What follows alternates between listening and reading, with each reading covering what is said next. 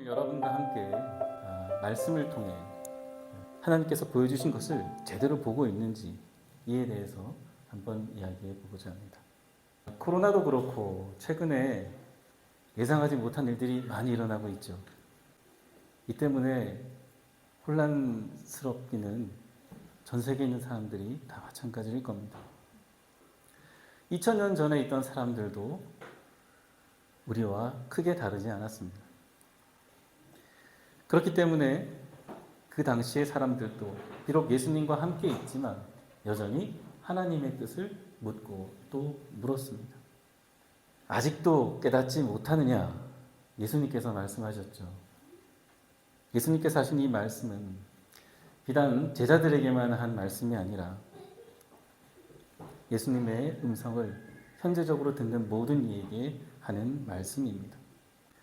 하나님의 아들이 직접 이 땅에 내려와서 사람들을 만나고 직접 하나님의 뜻을 전달해도 여전히 사람들은 깨닫지 못했습니다. 오늘 예수님께서 그것을 우리에게 베푸신다고 해도 여전히 돌아서면 우리는 내가 원하는 것을 따라가려고 할 겁니다. 사람들은 내가 원하는 것을 받아야 축복으로 여기고 그런 축복만을 구하기 때문에 계속해서 다시 원점으로 돌아갑니다. 하나님께서는 아들을 이 땅에 보내셨습니다. 이것은 가치를 따질 수 없는 축복입니다. 그래서 여러분도 모두 이것을 은혜라고 고백하지 않습니까? 그 은혜로 우리는 여기 이렇게 하나님 앞에 제가 예배합니다 하고 나올 수 있게 되었습니다. 그것은 생명과 관련된 일이기 때문입니다. 바로 나를 살려주셨기 때문입니다. 그래서 은혜입니다. 마찬가지로 내 앞에 있는, 내 옆에 있는 형제 자매와 그리고 이웃들에게도 하나님께서는 이 은혜가 은혜로 여겨지기를 바라십니다. 우리가 그렇게 볼 줄 알아야 그 은혜가 또한 나에게 미치기도 합니다. 그러나 사람들이 생각하는 구원은 내 상황이 그리고 세상이 바뀌는 것이었습니다.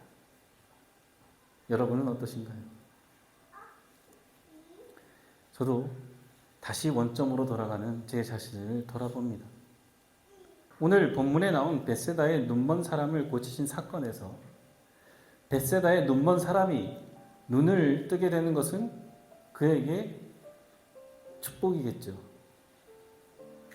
그러나 눈을 뜬 것, 이것이 그에게 있어서 최고의 축복이 아니라 눈을 뜨고 예수님을 똑바로 마주하는 것이 바로 최고의 복이었음을, 은혜였음을 본문은 전하고 있습니다. 사람들은 그를 예수님 앞으로 데리고 와서 이 사람을 좀 치료해 주십시오. 낫게 해주십시오. 라고 부탁을 했습니다. 손을 끌고 밖으로 데리고 나가셔서 그의 두 눈에 침을 뱉고 그의 머리에 손을 얹으시고 물으셨습니다. 무엇이 보이느냐? 무엇이 보이느냐? 그의 대답은 사람들이 보입니다. 그런데 이 사람들이 그냥 나무 같은 것이 걸어 다니는 것 같습니다. 라고 대답합니다. 나무 같은 것이 그냥 걸어 다닙니다. 앞을 볼 수 없는 시간 동안 그가 만져서 또 알고 또한 들어서 아는 그 범위에서 이해하는 세상입니다. 그리고 저것이 움직이니까 사람이구나 하고 보는 것입니다.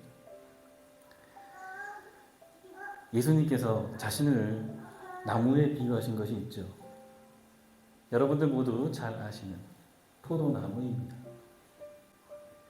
나무인데 예수님이 말씀하신 나무, 그 나무는 열매를 맺는 나무입니다.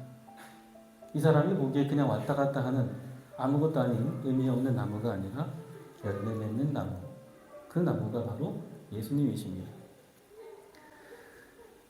구원의 나무가 되신 분이 바로 예수님이기 때문에 예수님 그 나무에 접붙인 가지는 그 그 가지는 내가 열매 맺는 것이 아니라 그 나무를 통해서 열매를 맺게 됩니다. 나는 포도나무요, 너희는 가지다. 이 말씀만 삶으로 실현해내도 삶은 풍성해집니다. 이 말씀만 내가 100%만 믿어도 열매는 예수님께서 맺게 하십니다.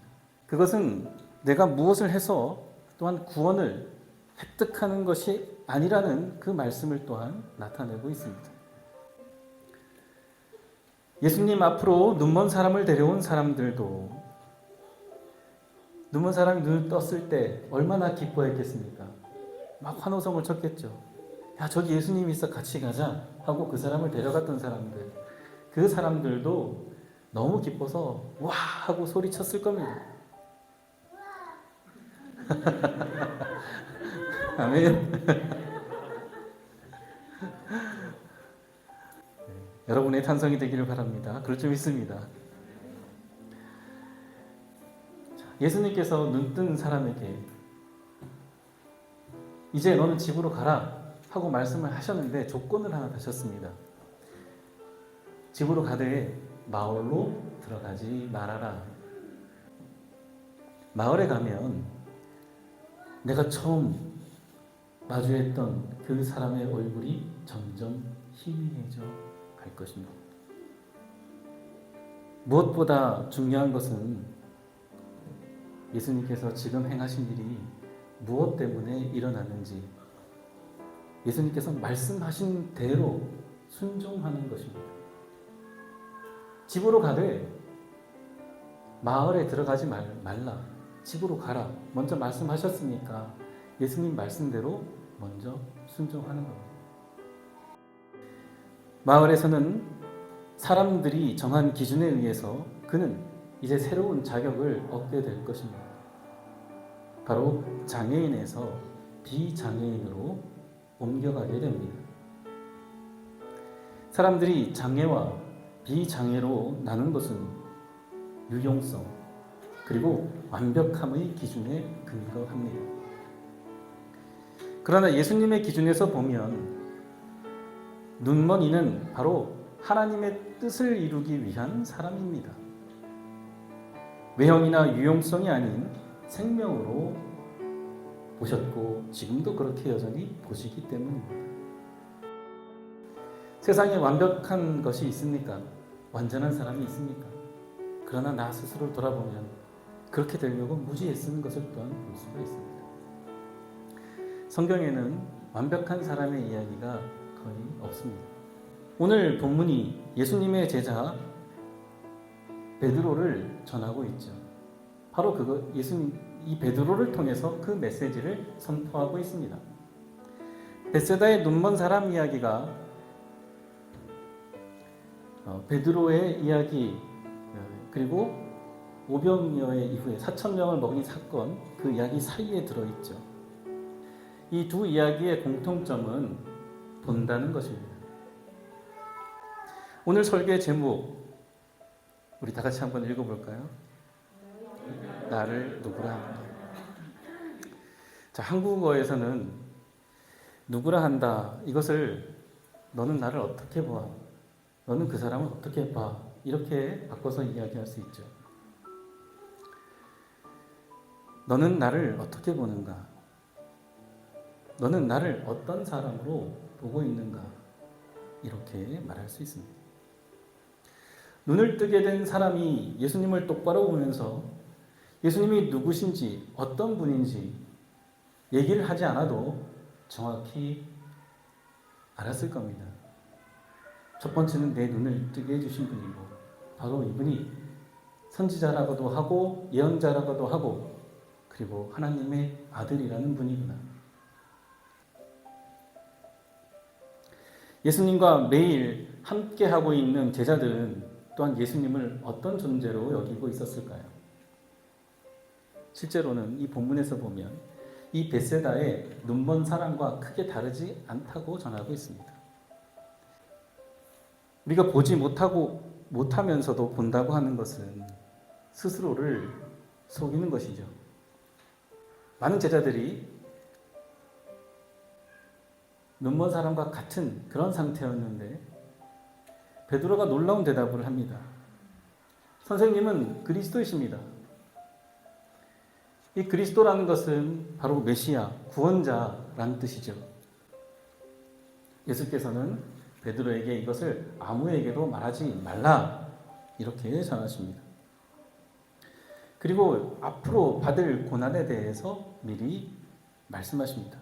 이렇게 멋진 대답을 한 베드로가 예수님께서 내가 고난받아야 하고 죽어야 한다 이런 얘기를 하니까 안 됩니다 예수님 하고 이야기를 하는데 그냥 얘기한 것이 아니라 예수님을 잡아서 끌었습니다.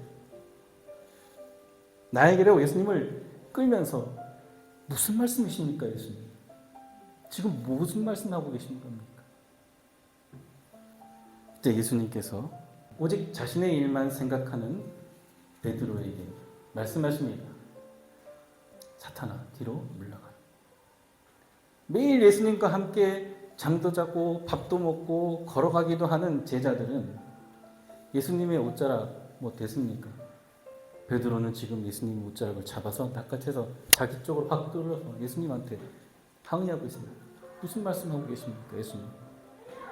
그리스도는 구원자는 이 나라와 민족을 해방시키고 전 세계를 해방시켜야 할 분이 아닙니까? 내가 생각한 대로 그리스도의 모습을 보여줘야 한다고 예수님께 강요하고 있습니다. 그래서 예수님께서는 베드로를 꾸짖으신 겁니다. 만약 예수님께서 그때 베드로를 꾸짖지 않았다면 이후에 예수님의 말씀을 이루는 베드로는 없었을 겁니다. 사람의 일만 생각하는구나. 무너지는 베드로입니다. 이 또한 저의 모습이고 우리의 모습입니다. 예수님을 주로 고백하고 멋지게 신앙생활하고 성공하면 좋은데 삶이란 여러 가지 상황을 마주하게 합니다. 그때마다 하나님 앞에 나아가 기도한다고 하지만 예수님의 옷을 당기며 항의하는 베드로와 같은 모습으로 기도하는 자신을 보게 됩니다. 하지만 실망하지 마십시오. 내가 넘어지지 않으려고 하지만 넘어져야 비로소 알게 되며 그런 나를 하나님 앞에 인정하는 것이 바로 참 신앙입니다. 바로 오늘 살아있는 나를 위해 이 말씀이 있습니다. 베드로의 신앙은 이렇게 예수님 앞에 무너지는 그런 과정을 통해서 성장했습니다. 하나님의 영으로 말하는 사람은 예수는 저주를 받아라 하고 말할 수 없고 또 성령을 힘입지 않고서는 아무도 예수님을 주님이시다 하고 말할 수 없습니다. 고린도전서 12장 3절의 말씀입니다. 성령께서 하셨구나. 하나님께서 하셨구나. 결국 우리의 신앙의 단계는 그렇게 하나님께서 하신 일을 인정함으로써 점점 더 성숙한 것을 볼 수가 있습니다. 베드로는 예수님을 모른다고 부정하면서 도망치고 눈물 흘리고 통회하면서 자신을 보게 되었습니다. 예수님께서 그때 왜 그렇게 호통치셨는지 이제야 알겠습니다. 그렇습니다. 신앙의 성숙에도 시간이 필요합니다. 무엇보다 하나님이 하신다는 것을 알고 인정해야 비로소 함께하는 예수님이 어떤 분이신지 똑바로 보게 됩니다.